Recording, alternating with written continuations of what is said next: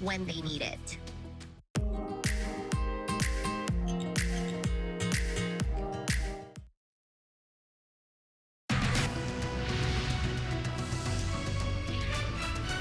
Now at noon, authorities are searching for two suspects accused in a deadly road rage shooting on the 5 freeway.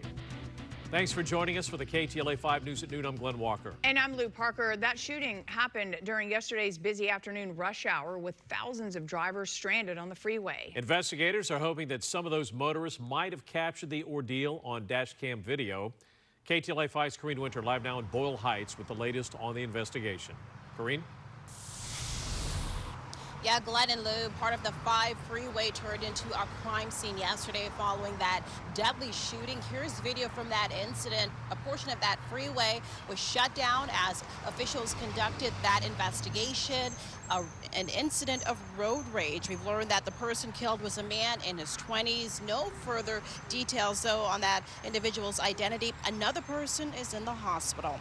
This all occurred on the 5 freeway here in Boyle Heights. There were 2 vehicles involved, a gold Cadillac and a dark-colored Dodge Durango. According to CHP, an incident escalated between the occupants of both vehicles. It's still unclear exactly what that dispute was over, but the occupants in the Dodge Durango, according to investigators, they got out of their vehicles and started firing at the people in that Cadillac, and that's when the driver in that Cadillac tried making a U-turn, heading back southbound in the northbound lanes. That person was eventually shot and seriously injured.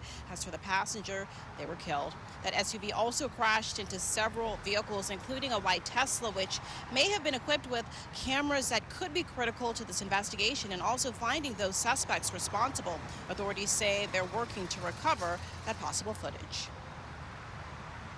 They're working on trying to recover that video, and that is instrumental. That's why if there's anybody that has a Tesla or has any dash cams, if they could contact us again at that 323-259-3200 phone number, we can get our investigators out there, recover that video, and help us solve this case.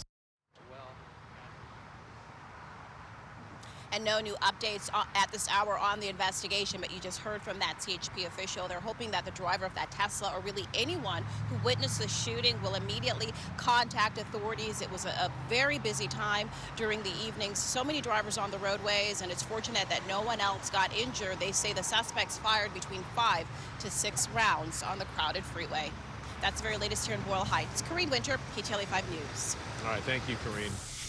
Well, neighbors are frustrated after a vacant house caught fire for the second time in the last month. And fire officials are still trying to determine the cause of that blaze. Kimberly Chang, live in East Hollywood with the latest details. Hi, Kimberly.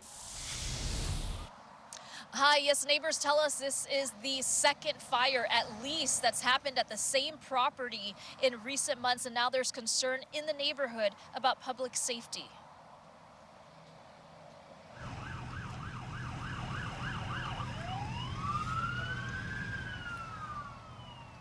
Around 1 a.m., the fire department responded to the property on the 4800 block of West Melrose Avenue, which was engulfed in flames. One neighbor who asked to remain anonymous says he's seen transients coming and going from the vacant property, an unusual activity, and has called the city asking them to take action.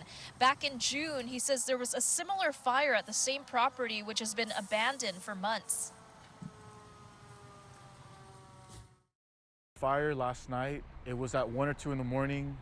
It woke up the whole neighborhood, and it was much bigger than the first fire had been. So I thought that the buildings around it were going to catch on fire, and when I woke up, I thought that the building was actually going to explode. So my concern is that like someone's going to end up getting hurt or killed. Past the gate, we could see debris and graffiti at the property. The city has received complaints. In September, officials sent a notice to comply to the property owner listed as 4867 Melrose Holdings LLC, located in Alhambra. According to the notice, any vacant buildings open to unauthorized entry, which has become fire damaged or used repeatedly by vagrants and gang members or for other illegal purposes without the owner's permission, are in violation. Now, a hearing with the Board of Building and Safety Commissioners has been scheduled for Tuesday. If it's determined to be a public nuisance and the owner can't abate the problem, the department could have the authority to demolish the property.